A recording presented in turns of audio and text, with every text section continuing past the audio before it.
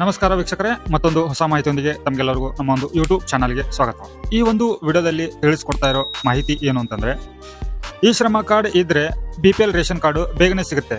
ಹಾಗಿದ್ರೆ ಈ ration card ಬೇಗನೆ ಸಿಗಬೇಕು ಅಂತಂದ್ರೆ ಈ ಶ್ರಮ ಕಾರ್ಡ್ ಯಾಕೆ ಬೇಕು, ಇದರ ಲಾಭ ಏನು, ರೇಷನ್ ಕಾರ್ಡ್ಗೂ ಮತ್ತು ಈ ಶ್ರಮ ಕಾರ್ಡ್ಗೂ ಏನ್ ಸಂಬಂಧ, ಇದರ ಲಾಭಗಳು ಏನು ಈ ಶ್ರಮ ಕಾರ್ಡಿಂದು.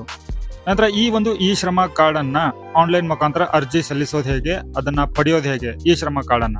ಸೊ ಇದ್ರ ಬಗ್ಗೆ ಸಂಪೂರ್ಣವಾದಂತಹ ಮಾಹಿತಿಯನ್ನ ಒಂದೊಂದಾಗಿ ತಿಳಿಸ್ಕೊಡ್ತೀನಿ. ವಿಡಿಯೋನ ಪೂರ್ತಿಯಾಗಿ ನೋಡಿ. ಚಾನಲ್ಗೆ ಯಾರೆಲ್ಲ ಹೊಸಬರಿದ್ರು ಚಾನಲ್ಗೆ ಸಬ್ಸ್ಕ್ರೈಬ್ ಮಾಡ್ಕೊಂಡು ನೋಟಿಫಿಕೇಶನ್ ಬಟನ್ ಆನ್ ಮಾಡಿ ಆಲ್ ಅಂತೇಳಿ ಸೆಲೆಕ್ಟ್ ನೋಡಿ. ವೀಕ್ಷಕರೇ, ಇವಾಗ BPL ರೇಷನ್ ಕಾರ್ಡ್ ಅನ್ನ ಯಾರು ಪಡೆದುಕೋಬೇಕು, ಬೇಗನೆ ಸಿಗಬೇಕು ಅಂತ ಹೇಳಿ ಅನ್ಕೊಂಡಿದ್ರು ಅಂತವ್ರು ಈ ಶ್ರಮ ಕಾರ್ಡ್ ಅನ್ನ ಕಡ್ಡಾಯವಾಗಿ ಮಾಡ್ಕೊಳ್ಳಿ. ಯಾಕೆಂತಂದ್ರೆ ಈ ಶ್ರಮ ಕಾರ್ಡ್ ಅನ್ನೋದು ಇದು ಕೇಂದ್ರ ಸರ್ಕಾರದಿಂದ ಜಾರಿ ಬಂದಂತ ಒಂದು ಯೋಜನೆಯಿಂದ ಈ ಕಾರ್ಡ್ ಅನ್ನ ನೀವು ಮಾಡ್ಕೊಳ್ಳಲಿಕ್ಕೆ ಆನ್ಲೈನ್ ಮುಖಾಂತರ ಉಚಿತವಾಗಿ ಮಾಡ್ಕೋಬಹುದು. ಇದರ ಲಾಭಗಳು ಏನು ಅಂತ ಅನ್ನೋದನ್ನ ನಾನು ಇಲ್ಲಿ ನಿಮಗೆ ಪಕ್ಕದಲ್ಲಿ ತೋರಿಸ್ತಾ ಇದ್ದೇನೆ. ಇದರ ಲಾಭಗಳ ಬಗ್ಗೆ ನೀವು ತಿಳ್ಕೊಳ್ಳಿ. ಯಾಕೆಂತಂದ್ರೆ ಇದು ಒಂದಕ್ಕಷ್ಟೇ ಉಪಯೋಗ ಆಗೋದಿಲ್ಲ. ಈ ಲಿಸ್ಟ್ ಅಲ್ಲಿ ಕೊಡದೇ ಇರುವಂತ ಒಂದು ಮಾಹಿತಿ ಏನು ಅಂತಂದ್ರೆ, BPL ರೇಷನ್ ಕಾರ್ಡ್ಗಳಿಗೆ ಅರ್ಜಿಯನ್ನ ಸಲ್ಲಿಸೋಕೆ ಇವಾಗ ಈ ಶ್ರಮ ಕಾರ್ಡ್ ಕೂಡ ಕಡ್ಡಾಯವಾಗಿದೆ. ಈ ಶ್ರಮ ಕಾರ್ಡಿಗೆ ಆನ್ಲೈನ್ ಮುಖಾಂತರ ಅರ್ಜಿಯನ್ನ ಸಲ್ಲಿಸಲಿಕ್ಕೆ ಏನೆಲ್ಲ ದಾಖಲೆಗಳು ಬೇಕು, ಏನ್ ಪ್ರೊಸೆಸ್ ಇರುತ್ತೆ, ಇದ್ರ ಬಗ್ಗೆ ನಿಮ್ಗೆ ಒಂದೊಂದಾಗಿ ನಾನು ಇವಾಗ ತಿಳಿಸ್ಕೊಡ್ತೇನೆ. ಸೊ ನಾವು ಮೊದಲನೇದಾಗಿ ಆನ್ಲೈನ್ ನಲ್ಲಿ ಈ ಒಂದು ಪ್ರೊಸೆಸ್ ಅನ್ನ ಶುರು ಮಾಡಬೇಕಾಗತ್ತೆ ಅರ್ಜಿಯನ್ನ ಸಲ್ಲಿಸಲಿಕ್ಕೆ. ಸೊ ಅದಕ್ಕಾಗಿ ನಾವು ಮೊದಲನೇದಾಗಿ ಗೂಗಲ್ ಕ್ರೋಮ್ ಅನ್ನ ಓಪನ್ ಮಾಡ್ಕೊಳ್ಳೋಣ. ಗೂಗಲ್ ಕ್ರೋಮ್ ಅನ್ನ ಓಪನ್ ಮಾಡ್ಕೊಂಡ್ಬಿಟ್ಟು ಅಲ್ಲಿ ನೀವು ಈ ಶ್ರಮ ಕಾರ್ಡ್ ಸರ್ಚ್ ಮಾಡಬೇಕಾಗತ್ತೆ. ಜಸ್ಟ್ ಈ ಶ್ರಮ ಅಂತ ಹೇಳಿ ಸರ್ಚ್ ಮಾಡಿದ್ರೆ ಸಾಕು. ಮೊದಲು ಬರೋ ಲಿಂಕ್ ಮೇಲೆ ನೀವು ಕ್ಲಿಕ್ ಮಾಡಿದ್ರೆ ಈ ಒಂದು ಅಫಿಷಿಯಲಿ ಪೋರ್ಟಲ್ಗೆ ಬರುತ್ತೆ. ಈ ಅಫಿಷಿಯಲಿ ಪೋರ್ಟಲ್ ನಲ್ಲಿ ನಿಮ್ಗೆ ಇಲ್ಲಿ ಪಕ್ಕದಲ್ಲಿ ನಿಮ್ಗೆ ಕಾಣ್ತಾ ಇದೆ ನೋಡಿ, ರಿಜಿಸ್ಟರ್ ಆನ್ ಈ ಶ್ರಮ. ಇಲ್ಲಿ ಪ್ಲಾಟ್ಫಾರ್ಮ್ ನಲ್ಲಿ ವರ್ಕರ್ ಯಾರು ವರ್ಕ್ ಮಾಡ್ತಾ ಇರ್ತಾರೋ ಅವರಿಗೆ ಇಲ್ಲಿ ರಿಜಿಸ್ಟರ್ ಮಾಡ್ಕೊಳ್ಳಿಕ್ಕೆ ಅವಕಾಶ ಇರುತ್ತೆ. ನಂತರ ಈ ಶ್ರಮ ಕಾರ್ಡ್ ಇತ್ತಂದ್ರೆ ಮಾನಧನ ಯೋಜನೆಗೆ ನೀವು ಅರ್ಜಿಯನ್ನ ಸಲ್ಲಿಸಿದ್ರೆ ಇಲ್ಲಿ ಪ್ರತಿ ತಿಂಗಳು 3,000 ರೂಪಾಯಿ ಕೂಡ ನಿಮಗೆ ಪೆನ್ಷನ್ ಬರುತ್ತೆ. ಸೊ ಈ ಶ್ರಮ ಕಾರ್ಡ್ ಅನ್ನ 31,31,93,833 ಕಾರ್ಡ್ಗಳು ಇದುವರೆಗೂ ಕೂಡ ಇಶ್ಯೂ ಆಗಿರುವಂತದ್ದು.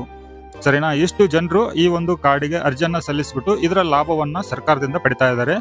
ಇದರ ಜೊತೆಗೆ ನೀವು BPL ಕಾರ್ಡ್ಗೂ ಕೂಡ ಅರ್ಜಿ ಸಲ್ಲಿಸಿದ್ರೆ ಇಲ್ಲಿ ನಿಮ್ಮ ಒಂದು BPL ರೇಷನ್ ಕಾರ್ಡು ಬೇಗನೆ ಸಿಗುತ್ತೆ. ಸೊ ಇವಾಗ ನಾವು ಅರ್ಜಿಯನ್ನ ಸಲ್ಲಿಸುವ ಒಂದು ಪ್ರಕ್ರಿಯೆ ತಿಳ್ಕೊಳ್ಳೋಣ. ಇಲ್ಲಿ ರಿಜಿಸ್ಟರ್ ಆನ್ ಈ ಶ್ರಮ ಅಂತ ಇದೆ ನೋಡಿ, ಇದ್ರ ಮೇಲೆ ಕ್ಲಿಕ್ ಮಾಡ್ಕೊಳ್ಳಿ. ಇಲ್ಲಿ ನೋಡಿ ವೀಕ್ಷಕರೇ, ಮೊದಲನೇದಾಗಿ ನಾವು ಇಲ್ಲಿ ಸೆಲ್ಫ್ ರಿಜಿಸ್ಟ್ರೇಷನ್ ಮಾಡ್ಕೊಳ್ತಾ ಇದ್ದೀವಿ. ಸೊ ಅದಕ್ಕಾಗಿ ನೀವು ನಿಮ್ಮ ಆಧಾರ್ ಕಾರ್ಡ್ಗೆ ಲಿಂಕ್ ಇರುವಂತ ಮೊಬೈಲ್ ನಂಬರ್ ಅನ್ನ ಇಲ್ಲಿ ಹಾಕ್ಬೇಕಾಗತ್ತೆ. ಇದರ ನಂತರ ಇಲ್ಲಿ ಕಾಣ್ತಾ ಇರುವಂತ ಕ್ಯಾಪ್ಚನ ಇಲ್ಲಿ ಎಂಟರ್ ಮಾಡ್ಬೇಕಾಗತ್ತೆ. ಇದರ ನಂತರ ಇಲ್ಲಿ ನೋಡಿ ನಿಮ್ಗೆ ಕೊಟ್ಟಿದ್ದಾರೆ, are you an active member of employ provident fund organisation. ಇದರ ಅರ್ಥ ಏನು ಅಂತಂದ್ರೆ, ನೀವೇನಾದ್ರೂ ಯಾವ್ದಾದ್ರು ಕಂಪನಿಯಲ್ಲಿ ವರ್ಕ್ ಮಾಡ್ತಾ ಇದ್ದೀರಾ ಅಥವಾ ನೀವು EPFO ಏನಾದ್ರೂ ಫೆಸಿಲಿಟಿ ಪಡಿತಾ ಇದ್ದೀರಾ ಅಂದ್ರೆ PF ನಿಮಗೆ ತಿಂಗಳು ನಿಮ್ಮ ಸ್ಯಾಲರಿಯಲ್ಲಿ ಹಣ ಕಟ್ ಆಗುವಂತ ಒಂದು ಫೆಸಿಲಿಟಿ ಏನಾದ್ರೂ ಇದ್ರೆ, ಮತ್ತೆ ಇಲ್ಲಿ ಕಾಣ್ತಾ ಇದೆ ನೋಡಿ, ನೀವು ESIC ಇದ್ರದ್ದೇನಾದ್ರೂ ಲಾಭ ಪಡಿತಾ ಇದ್ದೀರಾ, ಇದನ್ನೇನಾದ್ರೂ ನೀವು SS ಅಂತ ಹೇಳಿ ಕ್ಲಿಕ್ ಮಾಡ್ಕೊಂಡ್ರೆ ಈ ಶ್ರಮ ಕಾರ್ಡಿಗೆ ನೀವು ಅರ್ಜಿಯನ್ನ ಸಲ್ಲಿಸಲಿಕ್ಕೆ ಅರ್ಹರು ಇರೋದಿಲ್ಲ. ಸೊ ಅದಕ್ಕಾಗಿ ನೀವೇನ್ ಮಾಡ್ಬೇಕು, ಇಲ್ಲಿ ಈ ಒಂದು ಲಾಭ ಪಡಿತಾ ಇರುವಂತವ್ರು ಇಲ್ಲಿ ಅರ್ಜಿಯನ್ನ ಸಲ್ಲಿಸಲಿಕ್ಕೆ ಆಗೋದಿಲ್ಲ. ಸೊ ಇಲ್ಲಿ ESI PF ಫೆಸಿಲಿಟಿ ಪಡೆದೇ ಇರುವಂತವ್ರು ಮತ್ತೆ BPL ಕಾರ್ಡ್ಗಳನ್ನ ಯಾರು ಅಪ್ಲೈ ಪಡ್ಕೋಬೇಕು ಅಂತ ಇದ್ದೀರೋ ಅದರ ಮಾನದಂಡಗಳ ವಿರುದ್ಧ ಕೂಡ ನೀವು ಈ ಶ್ರಮ ಕಾರ್ಡ್ ಅನ್ನ ಪಡೆದುಕೊಳ್ಳಿಕ್ಕೆ ಆಗೋದಿಲ್ಲ. ಸೊ ಇಲ್ಲಿ ಬಡ ಕುಟುಂಬದವರು, ಬಡ ಜನರಿಗೆ ಮಾತ್ರನೇ ಇಲ್ಲಿ ಆದಾಯ ಮಿತಿ 1,20,000 ರೂಪಾಯಿಗಿಂತ ಕಡಿಮೆ ಇರುವಂತ ಅಷ್ಟು ಮಿತಿಯನ್ನ ಹೊಂದಿದವರು ಮಾತ್ರ ಇಲ್ಲಿ ಅರ್ಜಿಯನ್ನ ಸಲ್ಲಿಸಬಹುದು. ಸೊ ಅದಕ್ಕಾಗಿ ಇಲ್ಲಿ ನೋ ಮೇಲೆ ಕ್ಲಿಕ್ ಮಾಡ್ಕೊಂಡ್ಬಿಟ್ಟು ಸೆಂಡ್ OTP ಮೇಲೆ ಕ್ಲಿಕ್ ಮಾಡ್ಕೊಳ್ಳಿ. ಸೊ ಇದರ ನಂತರ ನಿಮ್ಮ ಆಧಾರ್ ಕಾರ್ಡಿಗೆ ಲಿಂಕ್ ಇರುವಂತ ಮೊಬೈಲ್ ನಂಬರ್ಗೆ OTP ಬರುತ್ತೆ. ಆ OTP ಅನ್ನ ಇಲ್ಲಿ ಹಾಕ್ಬಿಟ್ಟು ಕ್ಯಾಪ್ಚನ ಹಾಕ್ಬಿಟ್ಟು ಸಬ್ಮಿಟ್ ಮೇಲೆ ಕ್ಲಿಕ್ ಮಾಡ್ಕೊಳ್ಳಿ. ನಂತರ ಇಲ್ಲಿ ನಿಮ್ಮ ಒಂದು ಆಧಾರ್ ಕಾರ್ಡ್ EKYC ಪ್ರಕ್ರಿಯೆ ಇರುತ್ತೆ. ಇಲ್ಲಿ ನಿಮ್ಮ ಆಧಾರ್ ಕಾರ್ಡ್ ನಂಬರ್ ಅನ್ನ ಈ 3 ಬಾಕ್ಸ್ ನಲ್ಲಿ 4 ಅಂಕಿ ತರ ಹಾಕಿ, ನಂತರ OTP ಅನ್ನೋದು ಸೆಲೆಕ್ಟ್ ಆಗಿರ್ಲಿ. ಇಲ್ಲಿ ಕಾಣ್ತಾ ಇರುವಂತ ಕ್ಯಾಪ್ಚನ ಎಂಟರ್ ಮಾಡಿಬಿಟ್ಟು ಇಲ್ಲಿ ಕೆಳಗಡೆ ಅಗ್ರಿ ಅಂತ ಇದೆ ನೋಡಿ, ಅಲ್ಲಿ ಕನ್ಸೆಂಟ್ ಇದೆ, ಅದನ್ನ ಕ್ಲಿಕ್ ಮಾಡ್ಕೊಂಡ್ಬಿಟ್ಟು ಸಬ್ಮಿಟ್ ಮೇಲೆ ಕ್ಲಿಕ್ ಮಾಡ್ಕೊಳ್ಳಿ. ಸೊ ಇದರ ನಂತರ ನಿಮ್ಮ ಮೊಬೈಲ್ ನಂಬರ್ಗೆ ಇನ್ನೊಂದು OTP ಬರುತ್ತೆ. ಆ ಒಂದು OTP ಅನ್ನ ಹಾಕ್ಬಿಟ್ಟು ಮತ್ತೆ ಇಲ್ಲಿ ಕಾಣ್ತಾ ಇರೋ ಕ್ಯಾಪ್ಚನ ಹಾಕ್ಬಿಟ್ಟು ವ್ಯಾಲಿಡೇಷನ್ ಮೇಲೆ ಕ್ಲಿಕ್ ಮಾಡ್ಕೊಳ್ಳಿ.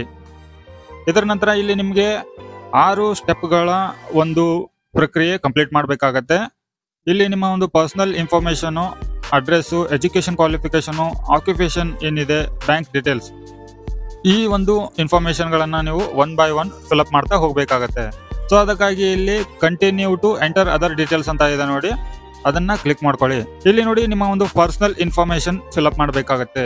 ಇಲ್ಲಿ ನಿಮ್ಮ ಒಂದು ಮೊದಲನೇ ಬಾಕ್ಸ್ ನಲ್ಲಿ ನಿಮ್ಮ ಒಂದು ರಿಜಿಸ್ಟ್ರೇಷನ್ ಮೊಬೈಲ್ ನಂಬರ್ ಅನ್ನ ಎಂಟರ್ ಮಾಡಿ, ಜೊತೆಗೆ ಇನ್ನೂ ಒಂದು ಎಮರ್ಜೆನ್ಸಿ ಕಾಂಟ್ಯಾಕ್ಟ್ ನಂಬರ್ ಅನ್ನ ಎಂಟರ್ ಮಾಡಿ, ನಿಮ್ಮ ಇಮೇಲ್ ಐ ಡಿ ಅನ್ನ ಎಂಟರ್ ಮಾಡಿ, ನಿಮ್ಮ ಮ್ಯಾರೇಜ್ ಸ್ಟೇಟಸ್ ಏನಿದೆ, ಮ್ಯಾರೇಜ್ ಆಗಿದೆಯೋ ಮ್ಯಾರೇಜ್ ಆಗಿಲ್ವೋ, ನಂತರ ನಿಮ್ಮ ಒಂದು ತಾಯಿ ಹೆಸರನ್ನ ಇಲ್ಲಿ ಎಂಟರ್ ಮಾಡಿ, ಸೋಷಿಯಲ್ ಕ್ಯಾಟಗರಿ SC ST ಯಾವ್ದಿದೆಯೋ ಅದನ್ನ ಎಂಟರ್ ಮಾಡಿ, ನಂತರ ಇಲ್ಲಿ ಬ್ಲಡ್ ಗ್ರೂಪ್ ಅನ್ನ ಸೆಲೆಕ್ಟ್ ಮಾಡ್ಕೊಳ್ಳಿ. ನಂತರ ನೀವೇನಾದ್ರೂ ಹ್ಯಾಂಡಿಕ್ಯಾಪ್ ಆಗಿದ್ರೆ ಅದನ್ನ ಕೂಡ ಆಯ್ಕೆ ಮಾಡ್ಕೋಬೇಕಾಗತ್ತೆ. ನೀವೇನಾದ್ರೂ ಹ್ಯಾಂಡಿಕ್ಯಾಪ್ ಇದ್ರೆ ಎಸ್ ಅಂತ ಕ್ಲಿಕ್ ಮಾಡ್ಕೊಳ್ಳಿ, ಇಲ್ದಿದ್ರೆ ನೋ ಅಂತ ಹೇಳಿ ಕ್ಲಿಕ್ ಮಾಡಿ. ಇದರ ನಂತರ ನಾಮಿನಿ ಡೀಟೇಲ್ಸ್ ಅನ್ನ ನೀವು ಇಲ್ಲಿ ಕೊಡ್ಬೇಕಾಗತ್ತೆ. ನಾಮಿನಿ ಡೀಟೇಲ್ಸ್ ಅಲ್ಲಿ ನೀವು ಯಾರ ಹೆಸರು ಕೊಡ್ತಿರೋ ಅವರ ಒಂದು ಡೇಟ್ ಆಫ್ ಬರ್ತ್, ನಂತರ ಅವರು ಮೇಲಾ ಫಿಮೇಲಾ ಅದನ್ನು ಕೂಡ ಸೆಲೆಕ್ಟ್ ಮಾಡ್ಕೊಳ್ಳಿ. ನಂತರ ನಿಮ್ಮ ಸಂಬಂಧ ಅವರ ಜೊತೆ ಏನಿದೆ, ತಂದೆನೋ ತಾಯಿನೋ, ಅದನ್ನು ಕೂಡ ಆಯ್ಕೆ ಮಾಡ್ಕೋಬೇಕಾಗತ್ತೆ. Nominee address, nominee mobile number, ಇದೆಲ್ಲ ಫಿಲ್ಅಪ್ ಮಾಡಿದ ನಂತರ ಸೇವ್ ಅಂಡ್ ಕಂಟಿನ್ಯೂ ಮೇಲೆ ಕ್ಲಿಕ್ ಮಾಡಿ. ಇದರ ನಂತರ ನಿಮ್ಮ ಒಂದು ರೆಸಿಡೆನ್ಷಿಯಲ್ ಡೀಟೇಲ್ಸ್ ಕೂಡ ನೀವು ಕೊಡಬೇಕಾಗತ್ತೆ.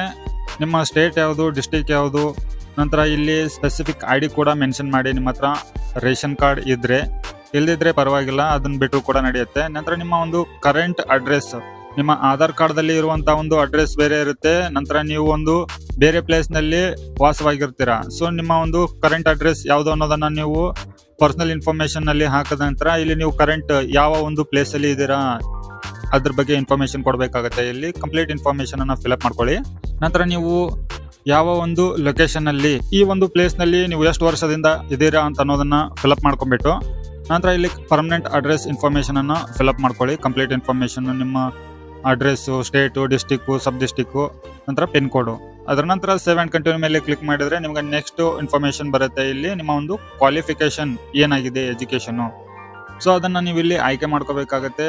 ನೀವಿಲ್ಲಿ ಏನ್ ಕಲ್ತಿದ್ದೀರಾ, ಸೆಕೆಂಡ್ ಇಯರ್, ಮಿಡಲ್, ಹೈಸ್ಕೂಲ್, ಡಿಪ್ಲೊಮಾನ, ಗ್ರಾಜ್ಯುಯೇಟ್ ಯಾವ್ದಿದೆ ಅದನ್ನ ಆಯ್ಕೆ ಮಾಡ್ಕೊಂಡು, ನಂತರ ನಿಮ್ಮ ಹತ್ರ ಸರ್ಟಿಫಿಕೇಟ್ ಇದ್ರೆ ಅಪ್ಲೋಡ್ ಮಾಡಿ. ನಂತರ ನಿಮ್ಮ ಒಂದು ಮಂತ್ಲಿ ಇನ್ಕಮ್ ಎಷ್ಟಿದೆ, 10,000 ಕೆಳಗಡೆ ಇದೆಯಾ, 10,000 ಮೇಲೆ, 15,000, 20,000 ಎಷ್ಟಿದೆ ಅದನ್ನ ಇಲ್ಲಿ ಆಯ್ಕೆ ಮಾಡ್ಕೊಳ್ಳಿ. ನಂತರ ಇಲ್ಲಿ ನಿಮಗೆ ಮೇಲೆ ಒಂದು ಲೈನ್ ಅಲ್ಲಿ ಕಾಣ್ತಾ ಇದೆ ನೋಡಿ, NCO codes have been changed 2025-11-2021 ಇಂದ.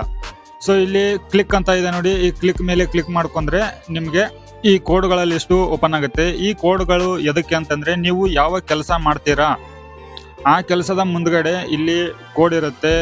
ಆ ಒಂದು ಕೋಡನ್ನ ನೀವು ಇಲ್ಲಿ ಪ್ರೈಮರಿ ಆಕ್ಯುಪೇಷನ್ ಅಂತ ಇದೆ ನೋಡಿ, ಅಲ್ಲಿ ನೀವು ಟೈಪ್ ಮಾಡಿದ್ರೆ ಸಾಕು, ಅದು ಸಜೆಸ್ಟ್ ಮಾಡುತ್ತೆ ನೀವು ಯಾವ ಕೆಲಸ ಮಾಡ್ತಾ ಇದ್ದೀರೋ ಆ ಕೆಲಸದ ರಿಲೇಟೆಡ್ ವರ್ಡ್ಸ್ಗಳು ನಿಮಗೆ ಇಲ್ಲಿ ಬರುತ್ತೆ. ಸೊ ಅದರ ನಂತರ ಇಲ್ಲಿ ನೀವು ಎಷ್ಟು ವರ್ಷದಿಂದ ಈ ಒಂದು ಕೆಲಸ ಮಾಡ್ತಾ ಇದ್ದೀರಾ, ಮತ್ತೆ ಇಲ್ಲಿ ಸೆಕೆಂಡ್ ಆಕ್ಯುಪೇಷನ್ ಅಂತ ಇದೆ ನೋಡಿ, ಅಲ್ಲಿ ಕೂಡ ನೀವು ಇದರ ಜೊತೆಗೆ ಏನಾದ್ರೂ ಆಲ್ಟರ್ನೇಟ್ ವರ್ಕ್ ಮಾಡ್ತಾ ಇದ್ದೀರಾ ಅಂತ ಕೇಳ್ತಾ ಇದೆ. ಸೊ ಅದನ್ನ ಕೂಡ ಹಾಕೊಳ್ಳಿ ಇದ್ರೆ. ನಂತರ ಕೆಲಸ ಮಾಡ್ತಾ ಇರೋದಕ್ಕೆ ಏನಾದ್ರೂ ಸರ್ಟಿಫಿಕೇಟ್ ಪಡ್ಕೊಂಡಿದ್ರೆ ಅದನ್ನ ಕೂಡ ಹಾಕೊಳ್ಳಿ. ನಂತರ ನಿಮ್ಮ ಹತ್ರ ಏನಾದ್ರೂ ಬೇರೆ ಸ್ಕಿಲ್ ಇತ್ತಂದ್ರೆ ಇದ್ರ ಜೊತೆ ಅದನ್ನ ಕೂಡ ಆಯ್ಕೆ ಮಾಡ್ಕೊಳ್ಳಿ. ಇಲ್ಲಿಂದ ಇಲ್ಲಿ ನಿಮ್ಮ ಒಂದು ಬ್ಯಾಂಕ್ ಡೀಟೇಲ್ಸ್ ಅನ್ನ ಹಾಕಬೇಕಾಗತ್ತೆ. ಬ್ಯಾಂಕ್ ಅಕೌಂಟ್ ನಂಬರು 2 ಸತಿ ಇಲ್ಲಿ ನೀವು ಕನ್ಫರ್ಮ್ ಮಾಡಬೇಕಾಗತ್ತೆ. ನಂತರ ನಿಮ್ಮ ಬ್ಯಾಂಕ್ ಅಕೌಂಟ್ ನಲ್ಲಿ ಏನ್ ಹೆಸರಿದೆಯೋ ಅದನ್ನ ಕರೆಕ್ಟ್ ಆಗಿ ಹಾಕಿ. ನಂತರ IFSC ಕೋಡ್ ಅನ್ನ ನೀವು ಇಲ್ಲಿ ಹಾಕಿಬಿಟ್ಟು ಎಂಟರ್ ಮಾಡಿದ್ರೆ ಡಿಫಾಲ್ಟ್ ನೀವು ಯಾವ ಬ್ಯಾಂಕ್ ನಲ್ಲಿ ಅಕೌಂಟ್ ಓಪನ್ ಮಾಡಿದಿರಾ, ನಿಮ್ಮ ಬ್ರಾಂಚ್ ನೇಮ್ ಏನಿದೆ ಅದು ಕೂಡ ಇಲ್ಲಿ ಡಿಸ್ಪ್ಲೇ ಆಗುತ್ತೆ. ಇಲ್ಲಿ ಕೆಳಗಡೆ ಇಷ್ಟಾದ ನಂತರ ಕೆಳಗಡೆ ಸೇವ್ ಅಂಡ್ ಕಂಟಿನ್ಯೂ ಇದೆ ನೋಡಿ, ಅದ್ರ ಮೇಲೆ ಕ್ಲಿಕ್ ಮಾಡ್ಕೊಳ್ಳಿ. ಇಲ್ಲಿ ಒಂದು ಕನ್ಸೆಂಟ್ ಓಪನ್ ಆಗುತ್ತೆ. ಐ ಅಂಡರ್ಸ್ಟ್ಯಾಂಡ್ ಅಂತ ಒಂದು ಕನ್ಸೆಂಟ್ ಇದೆ, ಅದನ್ನ ಕನ್ಸೆಂಟ್ ಕ್ಲಿಕ್ ಮಾಡ್ಕೊಂಡ್ಬಿಟ್ಟು ನೀವು ಫಿಲ್ಅಪ್ ಮಾಡಿರುವಂತ ಎಲ್ಲಾ ಮಾಹಿತಿ ಸರಿಯಾಗಿತ್ತಂದ್ರೆ ಸಬ್ಮಿಟ್ ಮೇಲೆ ಕ್ಲಿಕ್ ಮಾಡ್ಕೊಳ್ಳಿ. ಒಂದು ವೇಳೆ ನೀವೇನಾದ್ರೂ ಫಿಲ್ಅಪ್ ಮಾಡಿರೋ ಇನ್ಫಾರ್ಮೇಶನ್ ಕರೆಕ್ಟ್ ಆಗಿ ಕೊಟ್ಟಿಲ್ಲ ಅಥವಾ ನಾವು ಸ್ಪೆಲ್ಲಿಂಗ್ ಮಿಸ್ಟೇಕ್ ಮಾಡಿದೀವಿ ಅನ್ನೋದಾಯ್ತಂದ್ರೆ ಇಲ್ಲಿ ಎಡಿಟ್ ಮೇಲೆ ಕ್ಲಿಕ್ ಮಾಡ್ಕೊಂಡು ಎಡಿಟ್ ಮಾಡ್ಕೊಳ್ಳಿ. ನಾನು ಇನ್ಫಾರ್ಮೇಶನ್ ಕೊಟ್ಟಿರೋದೆಲ್ಲ ಇಲ್ಲಿ ಸರಿಯಾಗಿದೆ, ಸಬ್ಮಿಟ್ ಮೇಲೆ ಕ್ಲಿಕ್ ಮಾಡಿದ್ರೆ ಸಾಕು, ನಿಮ್ಮ ಒಂದು ಈ ಶ್ರಮ ಕಾರ್ಡು ಡೈರೆಕ್ಟ್ ಆಗಿ ಪ್ರಿವ್ಯೂ ಆಗುತ್ತೆ. ಅದನ್ನ ನೀವು ಅಲ್ಲಿಂದ ಡೌನ್ಲೋಡ್ ಮಾಡ್ಕೋಬಹುದು. ವೀಕ್ಷಕರೇ, ಇಷ್ಟು ಈ ಒಂದು ವಿಡಿಯೋದಲ್ಲಿ ಮಾಹಿತಿ ಇರುತ್ತೆ. ಈ ಮಾಹಿತಿ ತಮಗೆ ಉಪಯೋಗ ಆಗಿದ್ರೆ ವಿಡಿಯೋಗೆ ಲೈಕ್ ಕೊಡಿ, ಚಾನಲ್ಗೆ ಸಬ್ಸ್ಕ್ರೈಬ್ ಮಾಡಿ. ಮತ್ತೆ ಹೊಸ ಮಾಹಿತಿಯೊಂದಿಗೆ ಸಿಗ್ತೀನಿ. ಅಲ್ಲಿವರೆಗೂ ಜೈ ಹಿಂದ್.